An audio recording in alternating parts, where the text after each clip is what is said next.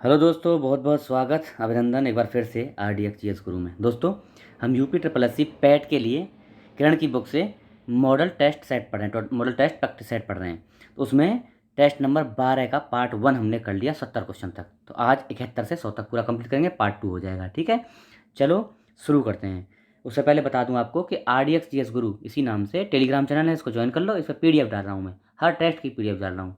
और हाँ, एक चीज़ और बता रहा हूँ मैं, आज कितना तारीख है? आज हो गई 13। 15 तारीख से मैं आपको 15 अक्टूबर से मैं करंट अफेयर्स पढ़ाने वाला हूँ, और अप्रैल से लेकर अब तक पूरा सितंबर तक का करंट अफेयर पढ़ाऊंगा। और सितंबर तक का ही आएगा, अक्टूबर का आएगा तो 15 दिन का और अक्टूबर का पढ़ा देंगे। बाकी आपका कंप्लीट हो जाएगा, पूरा आएगा। जिसमें 10 क्वेश्चन आना है, 10 के 10 आएंगे इसी से, अप्रैल से लेके और अक्टूबर 15 तक पूरा 10 के 10 क्वेश्चन आ जाएंगे। ठीक है, तो ये तैयारी रहो आप, बस रेडी रहो। मैं आपको सब कुछ पढ़ाऊंगा, सब कुछ इस पर कवर करूँगा। ठीक है, चलो शुरू करते हैं। तो पहला क्वेश्चन है, क्वेश्चन मतलब अनसीन पैसेज पढ़ना है, अपठित गद्यांश पढ़ना है। चलो, प्रत्येक मनुष्य अपने तरीके से जीवन जीता है, लेकिन जीवन 3 तरह का होता है। पहला परोपकारी जीवन, दूसरा सामान्य जीवन, तीसरा अपकारी जीवन। इन्हें उत्तम क्या क्या इनको क्या बोलते हैं? उत्तम, एक मिनट, हाँ, उत्तम, मध्यम और अधम, अधम भी कहा जाता है। जो व्यक्ति उत्तम जीवन जीता है, उसका जीवन दूसरों की भलाई के लिए होता है। उसके कार्यों को समाज में सुख, ऐश्वर्य एवं प्रगति की बढ़ोतरी होती है। समाज में ये सब बढ़ोतरी होती है। सामान्य जीवन वह होता है जो परंपरा के आधार पर चलता है। कोई बहुत ऊंची समाजोत्थान की भावना नहीं होती है। अपकारी जीवन, ये देखना, अपकारी जीवन को राक्षसी जीवन कहा जाता है। इस तरह के जीवन से समाज में सभी तरह की समस्याएं पैदा होती हैं।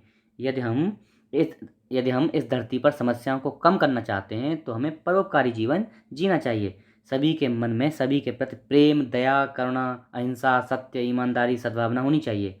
जब तक हमारे मन में स्वार्थ की भावना नहीं हटेगी, तब तक हम उत्तम जीवन अर्थात परोपकारी जीवन जीने में सफल नहीं हो सकते। हमें स्व स्व मतलब अपने लिए, स्व के लिए न जीकर पर हेतु जीना चाहिए, मतलब दूसरों के लिए जीना चाहिए, यह है तात्पर्य। अगला देखो, क्वेश्चन लगा लेना है। जीवन कितनी तरह का होता है? 3 तरह का। कौन? उत्तम, श्रेष्ठ और अधम। कौन सा होता है? उत्तम, मध्यम और अधम। ये ऑप्शन 1 हो गया 71 में। अगला देखो, उत्तम जीवन की क्या विशेषता है? उत्तम जीवन में लोग स्वार्थी होते हैं? नहीं। उत्तम जीवन परोपकारी होता है। ऐसा जीवन जीने वाले समाज में सुख, ऐश्वर्य और प्रगति की बढ़ोतरी होती है। यही है, परोपकारी होते हैं। ठीक है, ये है ऑप्शन 2। 72 में 2 हो गया। धरती को सभी समस्याओं से मुक्त कराने के लिए क्या करना चाहिए? हमें परोपकारी जीवन जीना चाहिए। सभी के मन में सभी के प्रति प्रेम, दया, करुणा, अहिंसा, सत्य एवं सद्भावना की प्रवृत्ति होनी चाहिए। मनुष्य को पर हेतु जीना चाहिए, भी सही है। तो ये सभी सही हैं, ऑप्शन डी। अगला देखो, समाज उत्थान शब्द का संधि विच्छेद क्या है? समाज धन उत्थान, तो पहला 74 में 1 हो जाएगा। समाज प्लस उत्थान, कौन सी यण संधि है? तो नहीं, गुण संधि, सॉरी, गुण संधि है। सद्भावना, सद्भावना शब्द का विलोम क्या है? सद्भावना दुर्भावना, ये वाला दुर्भावना होगा। ठीक है, ऑप्शन 2, 75 में 2। अगला देखो, 76 से 80 फिर वही सेम है। क्या पढ़ेंगे हम? हाँ, अनसीन पैसेज है वही, अपठित गद्यांश। चलो पढ़। हंसी बाहरी और आनंद भीतर का चिन्ह है। हंसी खुशी का नाम ही जीवन है। हंसी खुशी का नाम ही जीवन है। कहा जाता है कि जिंदगी जिंदा दिली का नाम है। एक विलायती विद्वान ने एक पुस्तक में लिखा है, उत्तम सुअवसर की हंसी उदास से उदास, देखो ये इंपॉर्टेंट है, उत्तम सुअवसर की हंसी उदास से उदास व्यक्ति के चित्त को भी प्रफुल्लित कर देती है। आनंद एक ऐसा प्रबल इंजन है कि उसके शोक और दुख के दीवारों को ढहा सकते हैं। प्राण रक्षा के लिए सदा सब देशों में उत्तम से उत्तम उपाय चित्त को प्रसन्न रखना है। हंसी स्वास्थ्य का शुभ संवाद देने वाली है। वह एक साथ शरीर और मन को प्रसन्न करती है, दोनों को प्रसन्न करती है। पाचन शक्ति बढ़ाती है, रक्त को चलाती है और अधिक पसीना लाती है। हंसी संजीवनी बूटी का चूर्ण है। क्या है? संजीवनी बूटी का चूर्ण है। आज की तनाव भरी जीवन में यह हर किसी को चाहिए। चिंता नरक के समान है और हंसता हुआ मनुष्य पृथ्वी पर स्वर्ग सुख पाता है। हंसाने से जैसा पुण्य दुनिया में और कुछ नहीं, इसलिए हंसाने वाले बाजार की शरण में हैं। SMS, जो SMS मतलब देखो उदाहरण दिए, SMS, जोक्स, सीरियल से लेकर फिल्मों तक में लोगों को हंसाने के लिए बाजार हर तरह का मसाला जुटा रहा है। हंसी की तलाश में जुटे लोग इसका खुले दिल से स्वागत कर रहे हैं। टीवी पर तो हंसी का खजाना ही मौजूद है। वहाँ पर मूड की हंसी है और हर जगह हंसने की तलाश है। चलो ठीक है, आगे देखते हैं क्वेश्चन इसके। टीवी को हंसी का खजाना क्यों कहा जाता है? टीवी के अधिकांश कार्यक्रम हंसी पर आधारित होते हैं, इसलिए कहा जाता है। बिल्कुल राइट है, यही है, पहला वाला ऑप्शन सही है। अगला देखो 77, हंसी को प्रबल इंजन क्यों कहा गया? प्रबल इंजन शोक को दूर रखता है, दुख को दूर करती है, इंजन के समान सशक्त है। क्या सही है? ये जो है हंसी सभी है ना। हंसी शोक को दूर करती है, दुख को दूर रखती है और इंजन के समान सशक्त है। उपयुक्त डी, मतलब उपयुक्त सभी 4 है। 77 में 4। 78 देखो, इस अवतरण का एक उचित शीर्षक बताइए क्या है? तो हंसी का महत्व। 78 में बिल्कुल राइट है, हंसी का महत्व। हंसी मतलब लगाए ना, हंसी का महत्व। हंसी किस प्रकार स्वास्थ्य के लिए शुभ संवाद देती है? क्या? पाचन शक्ति बढ़ाती है, रक्त को चलाती है, अधिक पसीना लाती है, ये सभी करती है। अगला देखो, हंसी और आनंद में क्या अंतर है? दोनों एक ही हैं? नहीं, दोनों खुशी देते नहीं। हंसी बाहरी खुशी है और आनंद भीतरी खुशी है, ये सही है। 80 में 3। चलो अब देखो, अब आपका 85 से 81 से 85 ग्राफ के ऊपर बेस्ड है। तो देखो ये जो है ना, जो क्रॉस पहचान लेना, ये इधर इधर साइड में, लेफ्ट साइड में क्रॉस है और ये राइट साइड में है। ये वे का सिग्नल है और ये आई को दिखाता है, ये वे को। तो देखो ये फर्स्ट वाला जो है ना, ये क्या दिखा रहा है? देखो सेम मिल रहा है ऊपर से, तो ये दिखा रहा है वे को, और सेकंड वाला पार्ट जो है तो ये दिखा रहा है आई को। अब देखो इसमें क्या है, 2001 में आय और व्यय का करोड़ रुपए में, आय और व्यय करोड़ रुपए में दे रखा है। और ये जो है MN PQR ये सब क्या है, वो देख रहे हैं, अलग अलग स्तंभ दे रखे हैं। चलो शुरू करते हैं। 2001 में पांचों कंपनियां ये MN PQR, पांचों कंपनियों को मिलाकर लगभग कितने प्रतिशत का लाभ या हानि हुआ 2001 में? ये एक ही बात है, पांचों कंपनी को। तो पहले पांचों का आय जोड़ो, 35, 50, 40, फिर 40, फिर 50, इनको जोड़ो, फिर व्यय जोड़ो, 45, 40, 45, 30, और दोनों में जो बड़ा हो उससे छोटे को घटा दो, तो उसमें आ जाएगा। ये तो पूछा है, तो इसको जोड़ेंगे तो क्या आएगा भैया? तो भाई देखो, आय हुआ है ये 215 करोड़ का और व्यय हुआ है 205 करोड़ रुपए का है। तो अब क्या है, हमें निकालना क्या है? लाभ या प्रतिशत निकालना है। तो कितना देखो, 215 से में 205 घटाएंगे तो 10 आया भाई, 10 आया। 10 बटे कितना, हम किस पर निकालेंगे? कभी भी व्यय पर निकलता है। तो व्यय कितना आया? 205 है। तो 10 बटे 205 बड़ा 100। तो इसको निकालेंगे, तो सॉल्व करेंगे तो क्या आ जाएगा? 4.88% का क्या हुआ है? लाभ हुआ है, लाभ। ठीक है, ये है 2 ऑप्शन।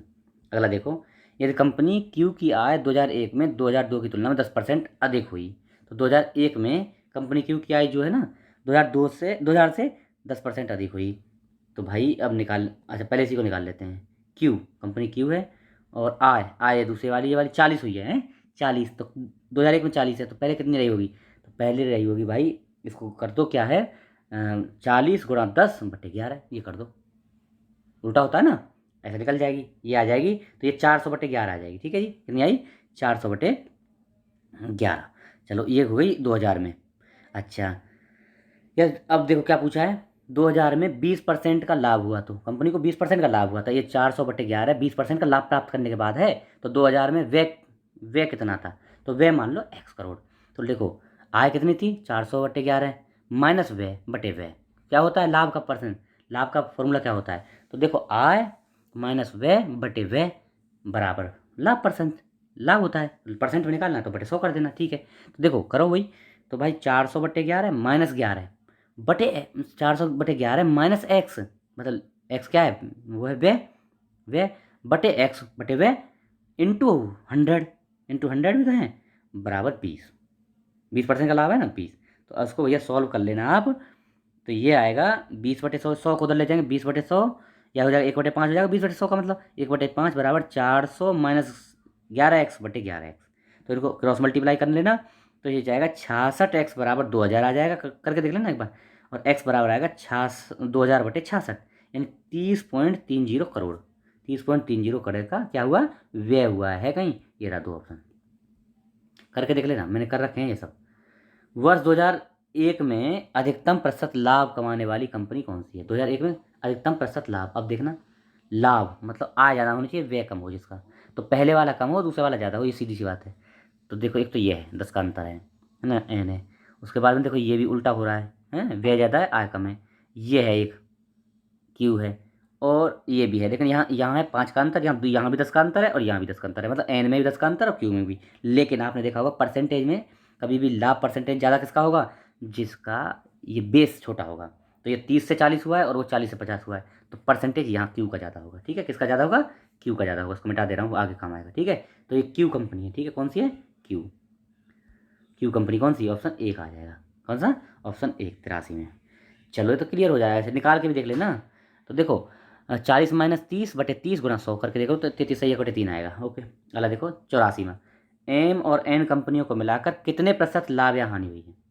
एम और, देखो एम का आय निकालो पहले, फिर एम का व्यय निकालो। एम और एन, एम और एन का देखो, एन ये रही, एम ये रही। तो पहले आय, आय 35 और 50 85, और व्यय कितना है? 45 और 50 85। अरे न, आय भी 45 85 और व्यय भी 85, तो कोई लाभ हानि हुआ ही नहीं है। ये तो क्लियर है, ना कोई लाभ ना हानि। ठीक है, पहला। अगला, कंपनी आर के व्यय में वर्ष 2001 में वर्ष 2000 की तुलना में 20% वृद्धि हुई है, और कंपनी को वर्ष 2000 में 10% का लाभ हुआ है। तो कंपनी की 2000 में आय कितनी थी? अब की बात देखो, पहले क्वेश्चन में व्यय पूछा था, अब की बार आय। आय मान लेंगे X करोड़। देखो ऐसे निकलेगा, 2001 में 2000 की तुलना में 20% की वृद्धि हुई है, किसमें? व्यय में। तो व्यय निकालो 2000 में कितना है, 2001 में व्यय कितना है, 2001 में कंपनी का व्यय कितना है? एक मिनट, किसमें पूछा है? 85 में, आर में, कंपनी आर के लिए पूछा है। तो आर के लिए देखो, आर के लिए व्यय कितना? पहले वाला व्यय ये 45 है ना। 45 कब हुआ है? जब इसमें 20% का क्या है, हुआ इजाफा। मतलब 45 हुआ है, 45 हुआ है कब? 2000 से 20% की वृद्धि हुई है, हैं? तो देखो निकालो, तो भाई एक्स मान लो, व्यय एक्स हमारा है, नहीं कोई भी निकालते हैं। देखो कितने कैसे निकलते हैं, तो 120/100 हुआ होगा, 120/100 हुआ होगा, तभी तो ये हुआ है 45। तो उल्टा करेंगे, इसको काट लो, ये 6/5 हो गया, 120/100 मतलब 6/5। तो इसको क्या करेंगे, 45 × 5/6, ये आएगा। क्या आएगा ये? 45 × 5/6, ये क्या आ जाएगा? ये आएगा इनका 2000 में इनका व्यय। ठीक है, ये व्यय हो गया। अब लाभ मान लेते हैं। अच्छा, कंपनी को कितना? 10% का लाभ हुआ था, 10% का लाभ। ठीक है, वही पहले की तरह निकलेगा, तो चलो निकाल लेंगे। अब मान लेते हैं आय पूछे ना, तो आय मान लो एक्स रुपये थी। अब कैसे निकालते हैं लाभ, कैसे निकलता है? तो आय यानी एक्स माइनस 45 × 5 कितने हो जाएंगे? कर लो, 45 × 5 करने से तो निकाल लेना, तो वही आएगा। मतलब आय, ये 2000 का व्यय है ना, आय माइनस व्यय। तो आय ये आ गया 37.5, 37.5 आएगा। क्या ये निकाल, 45/5/6 निकालेंगे, 37.5 आ जाएगा। क्या ये आएगा? कंपनी का व्यय निकलेगा ना, 37.5 कब? 2000 में आएगा। ठीक है, एक्स माइनस, देखो एक मिनट इसको हटा देता हूँ।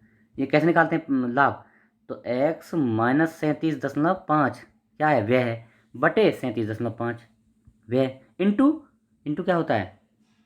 इंटू 100 इजिकल टू 10% है ना, इजिकल टू 10। तो इसको निकालेंगे, सॉल्व कर लो इसको। तो भाई एक्स माइनस 37/5 बराबर, इसको नीचे वाले 37/5 को उधर ले जाओ, और 100 की क्या है कर दो, बटे आ जाएगा 100।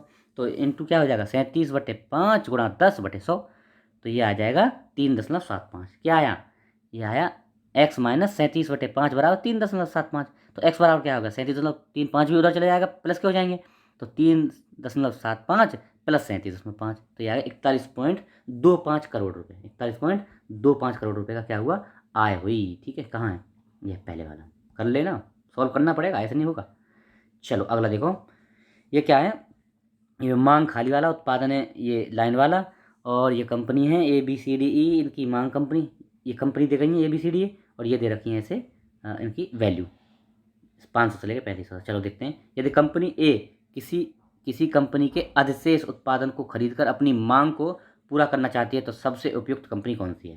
देखो कंपनी ए जो है अपने अधिशेष को पूरा करना चाहते हैं, देख लेते हैं। अपनी मांग को पूरा करना चाहती है किसी कंपनी का अधिशेष निकाल के। तो अब देखना एक बार, मांग कितनी है कंपनी ए की? 3000, और इसका उत्पादन कितना है? 1500, यानी 1500 की और कमी है, तब पूरा होगा इसका, इसकी जो मांग है उस पूरी तब होगी। तो अब ऐसी कोई कंपनी देख लो जिसके पास 1500 एक्स्ट्रा हो, अधिशेष मतलब एक्स्ट्रा हो। तो देखना जरा डी कंपनी को, 2700 क्या उसका उत्पादन है, और मांग कितनी है? केवल 1200, तो 1500 एक्स्ट्रा है इसके पास, तो डी से खरीद के इसको पूरा कर देगी, है ना। तो ये तो पूछा है किससे लेके, तो डी से लेके, ऑप्शन 2। ठीक है, ये देख लो, तो क्लियर दिख रहा है, अपने आप ही दिख रहा था। अगला देखो, यदि कंपनी सी की मांग का X% कंपनी बी की मांग के बराबर है, तो X किसके बराबर है? कंपनी सी की मांग का X%, सी की मांग का X% है, और कंपनी बी की मांग के बराबर है। तो कंपनी सी की मांग का X%, सी की मांग का X%, मांग कितनी है? 2500, x% निकालो तो x/100, 25 का x/100 बराबर किसके है, बराबर किसके है, 25 x/100 बराबर किसके है, कंपनी बी की मांग के बराबर है। तो बी की मांग कितनी है, कंपनी बी की मांग 600 है, यानी 25 गुना x/100 बराबर 600 के। तो निकालेंगे तो परसेंटेज कितना, x की वैल्यू कितनी आ जाएगी वो निकालनी। तो कितना परसेंट आ जाएगा, ये निकाल के देखना, 24% आ जाएगा। ठीक है, कितना, 24%। अगला देखो, यदि कंपनी डी का उत्पादन कंपनी ए के उत्पादन का h गुना है, तो h किसके बराबर है, कंपनी डी का उत्पादन कंपनी ए के उत्पादन का h गुना है। तो कंपनी डी का उत्पादन देख लो और एच ए का उत्पादन देख लो। कंपनी डी का उत्पादन कितना है भैया, डी का उत्पादन है 2700 और ए का उत्पादन कितना है 1500। तो 1500 का 27 कितना गुना है, वही उसका एच, एच का वैल्यू आ जाएगा। तो 1500 गुना एच बराबर 2700। तो एच बराबर क्या होगा, 2700/1500। तो इसको काटेंगे 27/15, तो ये आ जाएगा 9 9 बटे 5। तो क्या आ जाएगा 1 पॉइंट कितना आ जाएगा 88 में, ये आएगा 88 में 1.8 आ जाएगा। 27/15 करोगे तो 1.8 आएगा। ठीक है, यही तो निकालना था। पांचों कंपनियों को मिलाकर उनकी औसत मांग और उनके औसत उत्पादन में अंतर क्या है, तो बस निकाल लो, फिर क्लियर है एकदम। औसत मांग, मांग देख लो, 3000, फिर 600, 3600, फिर 2500, फिर 1200, फिर 3300, इनको जोड़ लो। फिर उत्पादन जोड़ लो, 1500, 1800, 1000 और 2700 और 2200, इन सबको जोड़ लो। हैं, फिर दोनों का अंतर है तो ये कुल उत्पादन हो जाएगा भैया 9200। उत्पादन कौन सा है, दूसरे वाला, ये वाला जोड़ेंगे तो 9200 हो जाएगा। और मांग कितनी है, ये आ जाएगा 10,600 है। तो अब इन दोनों का अंतर और उसका औसत पूछा है, औसत का अंतर देखो, 10,600 माइनस 9200 कर दो और फिर बटे 5 से कर दो, 5 कंपनी है। तो ये आया 10,600 माइनस 9200, तो ये आएगा 1400 और बटे 5 तो 280। क्या आया 89 में, क्या आएगा, औसत पूछा है ना, तो उत्पादन में अंतर कितना है, मतलब औसत उत्पादन, औसत पूछा ना, तो 280। ठीक है, औसत निकाल लो या अलग अलग औसत निकाल लो फिर माइनस कर लो, या दोनों को माइनस करके बटे 5 कर दो, एक ही बात है। ठीक है, अगला देखो, उत्पादन से अधिक मांग वाली कंपनियां और मांग से अधिक उत्पादन वाली कंपनियों के बीच अनुपात। उत्पादन से अधिक मांग और मांग से अधिक उत्पादन। उत्पादन से अधिक उत्पादन कितना है, ये 15 से मांग, तो एक तो ये हो गई उत्पादन से अधिक मांग, और उत्पादन से अधिक मांग और उत्पादन से अधिक मांग 3, और मांग से अधिक उत्पादन 2 का, तो 3:2 हो गया है। तो क्लियर है, एकदम सिंपल है, 3:2 सी। ठीक है जी, चलो तालिका की व्याख्या और विश्लेषण करना, 91 से 95 क्वेश्चन तक आपको आंसर देना है। दिए गए 5 दिनों के दौरान एक संगठन एक्स में 5 भिन्न पदों के लिए प्राप्त आवेदन पत्र, कुछ आवेदन पत्र, ये पद हैं कौन से, ABCDE पद हैं, और दिन है सोमवार, मंगलवार, बुधवार, बृहस्पतिवार, शुक्रवार, ये सब। अब देखो, सभी 5 दिनों को मिलाकर पद ए एवं पद ई के लिए प्राप्त कुल आवेदनों के मध्य अंतर क्या है। 5 दिनों में ए और ई में जो प्राप्त हुए हैं इनके बीच अंतर क्या है, तो ये जोड़ लो पूरे, 45 प्लस 68 प्लस 169 प्लस 190 प्लस 174, ये जोड़ लो पहले तो। उसके बाद में फिर ई वाले जोड़ लो, 113 प्लस 133 प्लस 105 प्लस 119 प्लस 197। अब इन दोनों के बीच अंतर निकालना, इतना ही है। तो पहले को जोड़ेंगे ए वाले को तो ये हो जाएगा 846, और ई वाले को जोड़ेंगे तो ये हो जाएगा 667, 67। तो 840 माइनस 667 बराबर होगा 179। अंतर कितना है, 179 का, ए ऑप्शन सही है। अगला देखो, पद बी के लिए सोमवार एवं मंगलवार को मिलाकर प्राप्त आवेदनों की संख्या। सोमवार और मंगलवार को मिलाकर पद बी के लिए देखो, पद बी और सोमवार में कितने हैं 160 और मंगलवार में कितने हैं 145, कितने हो गए 205 हो गए, कितने हो गए 205 हो गए। चलो ये हो गए 205, ओके। अच्छा सर 200 माने 305 हुए, 305। और क्या हुआ उसके बाद, क्या पूछा है, एवं ई के लिए सोमवार एवं शुक्रवार को मिलाकर प्राप्त आवेदन संख्या के मध्य अनुपात क्या है। ई के लिए सोमवार और शुक्रवार, इन दोनों को जोड़ो, 305 तो हो गए। ई के लिए सोमवार शुक्रवार, तो ई के लिए सोमवार और शुक्रवार 113 प्लस 197, तो कितने हो गए, जोड़ो, ये हो गए 310। तो 305 अनुपात 310 क्या होता है, काट लो, ये होता है 61:62, बी ऑप्शन। ठीक है, बी ऑप्शन है। चलो अगला देखते हैं, सभी दिनों को मिलाकर डी पद के लिए प्राप्त आवेदनों की औसत संख्या, सभी दिनों को मिलाकर, इन सभी दिनों को मिलाकर पद डी के लिए ये सब जोड़ने हैं। तो 114 plus 125 plus 175 plus 137 plus 189 plus कितने हुए, ये 5 हुए ना, तो ये बराबर हो गए 740। तो औसत पूछा है बटे 5, 740/5, तो 148 आएगा, कर लेना, 148 ऑप्शन 3 आएगा। ठीक है जी, 93 का 3 आ जाएगा। ओके, अगला देखो, सोमवार को सभी पदों के लिए प्राप्त आवेदनों की औसत संख्या। सोमवार को सभी पदों के लिए, सोमवार को ये वाले जोड़ दो और फिर 5 ये 5 से भाग दे दो, तो 145 प्लस 160 प्लस 163 प्लस 114 प्लस 113 कितने हो गए? 695 हो गए। 5 हैं तो 5 से भाग दे, तो औसत निकालना ना मैं, तो 695/5 तो 139 औसत आ जाएगा। कितना आएगा? 139 औसत आ जाएगा। कितना हो गया? 139, 4, ऑप्शन 4। अब देखो सभी दिनों को मिलाकर किस पद के लिए सर्वाधिक आवेदन प्राप्त हुए? सभी दिनों को मिलाकर तो देख लो कौन कौन से हैं। देखो एक इसमें कौन सा option A B C D दिया, ई नहीं दिया, तो ई का जोड़ने की जरूरत ही नहीं है, कहीं ई भी जोड़ बैठो, ये जोड़ छोड़ दो। तो अब देखो सर इनको जोड़ो पहले। सो ए के लिए जोड़ो 145, ए के लिए जोड़ेंगे 145 प्लस 68 फिर 129 प्लस 190 प्लस 174, ये आ जाएगा 806। पहला हो जाएगा 806। फिर बी के लिए जोड़ेंगे, फिर बी के लिए जोड़ो, सी के लिए जोड़ो, डी के लिए जोड़ो, ऐसे जोड़ने। तो बी के लिए जोड़ेंगे 716, फिर सी के लिए जोड़ेंगे तो 662, और डी के लिए जोड़ेंगे तो 740। सबसे ज़्यादा क्या आया इसमें? 806 आता है। किसके लिए? ए के लिए, ये वाला ए के लिए। तो यही पूछा था, इनको जोड़ना पड़ेगा, कैलकुलेशन होता है इनमें से, कुछ नहीं है। तो ए ऑप्शन सही है, 806 आ रहा है इसका जोड़ने के बाद। चलो 96 से 100 नंबर क्वेश्चन देखेंगे। सारणी का अध्ययन करना है और आपको आंसर देना है। 5 भिन्न दिनों के दौरान 5 भिन्न दुकानों द्वारा बेची गई पेंसिलों की संख्या दी है। ये कुल दुकान है ABCDE, और दिन है सोमवार मंगलवार बुधवार बृहस्पतिवार शुक्रवार, और ये पेंसिल की संख्या है। चलो तो दुकान ए द्वारा सोमवार मंगलवार और बुधवार को बेची गई पेंसिलों की औसत संख्या। दुकान ए द्वारा सोमवार मंगलवार बुधवार, तो ये तीनों जोड़ दो और बटे 3 से 3 कर दो। बटे 3 करने से कितना आता है तो जोड़ो। तो 103 प्लस 128 प्लस 153, तो कितना आया? ये आया 390, बटे 3 कर दो तो 130 आ गया। कितना आया? 130।